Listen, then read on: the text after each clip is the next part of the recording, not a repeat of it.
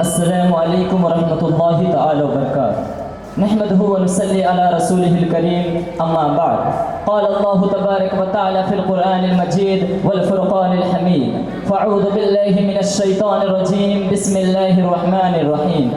کنتم خیر امت اخرجت للناس تأمرون بالمعروف وتنہون عن المنکر صدق اللہ العظیم وبلغنا رسوله النبی الامین المبین المتین الکریم ونحن علی ذلک لمن الشاہدین والشاکرین۔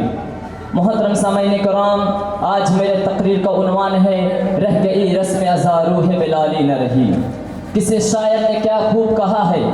یہ بندگی خدائی و بندگی گدائی،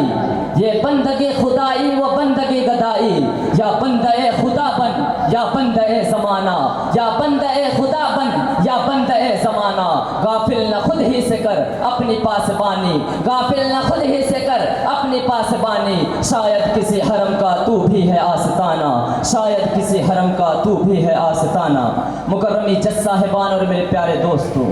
آج ہم جس فضا میں سانسیں لے رہے ہیں یہ فضا ہمارے لیے کافی تنگ نظر آ رہی ہے۔ کہیں پر ظلم کا شکار ہے اور تو کہیں پر حکومت کے ہاتھوں ستائے جا رہے ہیں۔ تعلیمی پسماندگی کا مسئلہ الگ ہے، معاشی اور سبو حالی کا رونا الگ ہے۔ ہم وہ مسلمان ہیں جنہوں نے قیصر و کسریٰ کی عظیم سلطنتوں کو شکست فاش سے دوچار کیا۔ ہماری تاریخ اس بات کی گواہ ہے کہ جب تک ہم اللہ اور اس کے رسول کے وفادار رہے تب تک دنیا نے ہماری غلامی کی، اور جس دن ہم نے اس وفاداری کو ترک کر دیا، عیش و عشرت اور غرور پسند زندگی کو اپنایا، مذہب اسلام میں بے جا رسومات کو نافذ کیا، اس دن سے سریا سے زمین پر آسمان نے ہم کو دے مارا۔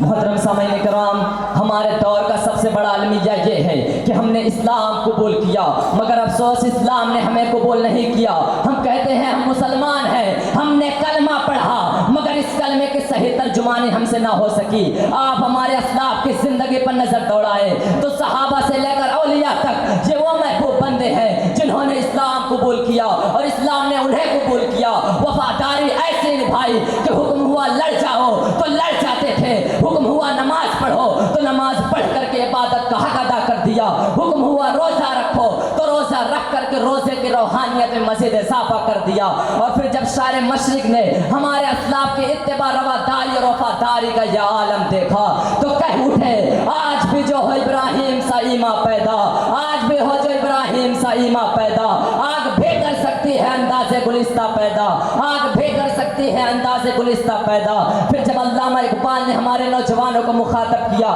کہ اے میرے قوم کے ہے غیرت نوجوانوں، تیرے صوفے ہیں افرنگی، تیرے قالین ہے ایرانی، تیرے صوفے ہیں افرنگی، تیرے قالین ہے ایرانی، لہو مجھ کو رلاتی ہے جوانی کو تن آسانی، اور عقاب روح جب بیدار ہوتی ہے جوانوں میں، عقاب روح جب بیدار ہوتی ہے جوانوں میں، نظر آتی ہے ان کو اپنی منزل آسمانوں میں، نظر آتی ہے ان کو اپنی منزل آسمانوں میں۔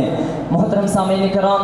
ہمیں اس بات سے انکار نہیں کہ ہم ایمان نہیں لائے، اور نہ ہی اس بات سے شکوہ ہے کہ ہم عبادت نہیں کرتے۔ آج بھی ہمارے جبین سجدوں سے معمور ہیں، آج بھی ہمارے دل سرکار مصطفیٰ صلی اللہ علیہ وسلم کے نام پر دھڑکتے ہیں، آج بھی ہماری قوم جان و دل سے ناموس رسالت کی پاسبانی کے لیے مرنے کٹنے کو تیار ہے۔ لیکن افسوس اس نہیں کا ہے کہ آج ہمارے پاس وہ سوزے نہیں جسے سوزے بلالی کہا جاتا ہے، آج ہمارے پاس وہ ساز نہیں جسے ساز غزالی کہا جاتا ہے، آج ہمارے پاس وہ راز نہیں جسے راز معراجی کہا جاتا ہے۔ نہ ہمارے پاس کوئی راضی ہے، نہ ہمارا رب راضی ہے، نہ ہی ہمارے پاس روح ایمانی ہے، نہ ہی فقر شہانی، اور نہ ہی ہمارے پاس روح محمدی کا پاس ہے، اور نہ ہی کامیابی کے ساتھ خدا سے ملنے کی کوئی آس۔ فقط نعرے ہیں، فقط دعوے ہیں۔ اسی لیے علامہ اقبال کی روح پکار پکار کر یہ صدائیں دے رہی ہے، وائز قوم کی وہ پختہ خیالی نہ رہی،